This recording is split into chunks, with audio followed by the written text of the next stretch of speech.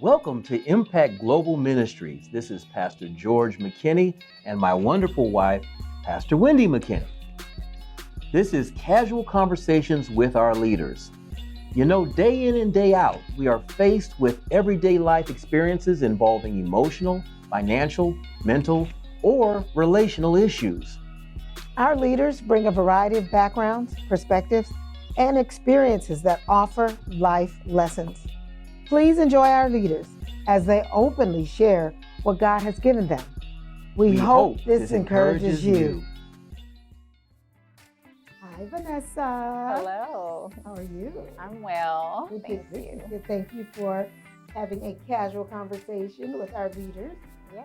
Impact Global Ministries. Thank you as one of our leaders. We want to talk to you about your passion today. All right.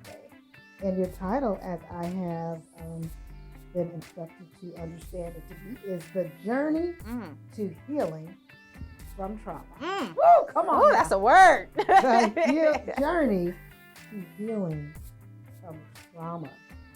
Now, all of us have some level of trauma. Why is this a passion of yours? Well, I feel like my life has really been a journey of healing from trauma. My family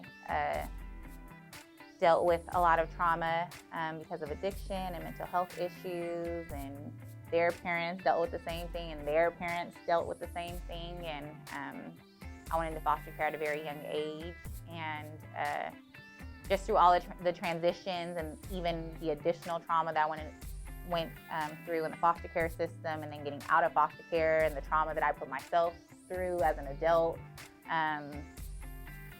and not being aware, not realizing the impact that was having on my life, just thinking that was my normal, that was the way that I was meant to exist in the world, caused me a lot of suffering. And it wasn't until I began to learn what it means to heal, which really came from the work that I was doing with other people. Like, I didn't really see my own suffering as suffering, but I saw the suffering of like the people, the communities that I worked with. So foster youth, or people that experience homelessness. I saw like their suffering, and so initially my journey was focused on how can I help them. Even though I was like dealing with all this stuff like myself. Right. And then about 5 years ago, I believe now, I learned of what's called ACEs. And ACEs stands for Adverse Childhood Experiences. And pretty much there was this study that revealed that the experiences that we have as children, if they're not resolved with, that they can lead to physical disease in our body. And the extent of those experiences, are, I guess, the amount of them can lead to a lot of people dying 20 years earlier than the general population. Wow. And I had never heard that. Growing up in foster care, I was a foster parent, I had worked as a social worker, and I had never heard about the ACEs study until I started researching that on my own. And so when I look at like all of the problems that we experience in the world, the poverty, the trauma, the pain, the racial strife, everything, I feel like is a result of people needing to heal. And like, that's something I tell myself every day. Like, when someone irritates me or cuts me off in traffic and flips me off, I'm like, people need to heal. Oh Lord, people need to heal. What is she going through? Right. What was her trauma? How would you define trauma? So trauma, because people think it has to be this big thing, right? They think it has to be like this huge like experience, but really it's any experience that we have that we view, that we experience as being disturbing or distressful, that we're not able to resolve. And so like the science that they've done with people that have experienced trauma has shown that if you experience a traumatic event, but you have a stable, caring relationship in your life, that mitigates the impact of trauma.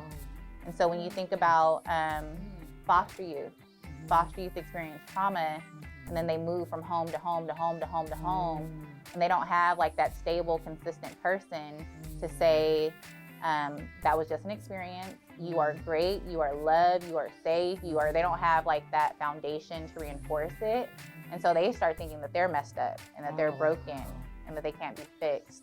And their trauma becomes like a part of their identity. Wow. I know we only have a few minutes, so I know we're going to do a series of these. One more question as we wrap up just this short conversation. How does someone get help? How does someone get healing? Who's broken? What do they do? Yeah, the Bible says healing is the children's bread, and it's available for all of us. And it's available whether you are a Christian, saved or unsaved. Healing can be spread throughout the world. Jesus spent majority of his time healing people, and he healed the Romans and the Jews and the Gentiles. Jesus was healing everyone. And healing is available for those that need it, but we have to be aware that we need it, and we have to believe that we can be healed. There's so much science that is available that shows us like the benefits, or not really the benefits, but like that highlights things like the placebo effect, where the belief that this is something that can heal me actually leads to people being healed. And so step one is that you have to be aware that you need healing, and you have to believe with your whole heart that you can be healed. Wow. Is there a phone number or email address? This is my last question. I know we want to make it brief. Can you get everything you need at the altar? God designed us to be in a relationship with one another. And so God can be with us, be present with us, be a light that guides us, that helps us through all of our struggles. But we also need to be in relationship with people. And so we need people as well to heal. And a lot of the times when we experience like triggers in our relationships, a lot of our trauma it comes from our relationships with people, and we often want to disconnect from those people when they hurt us. And really, the journey of healing is finding a way to exist with people and with community. And so it's through like those experiences, those challenging experiences that we have with people, that we can actually transform our minds to heal. Wow. Well, that's all we have time for. Oh my gosh, what a teaser. There's so much to talk about. So will you come back again and again so we can continue these conversations about a journey to heal? Yes. Well, thank you, Vanessa Davis. Appreciate it. Dr. Davis, thank you.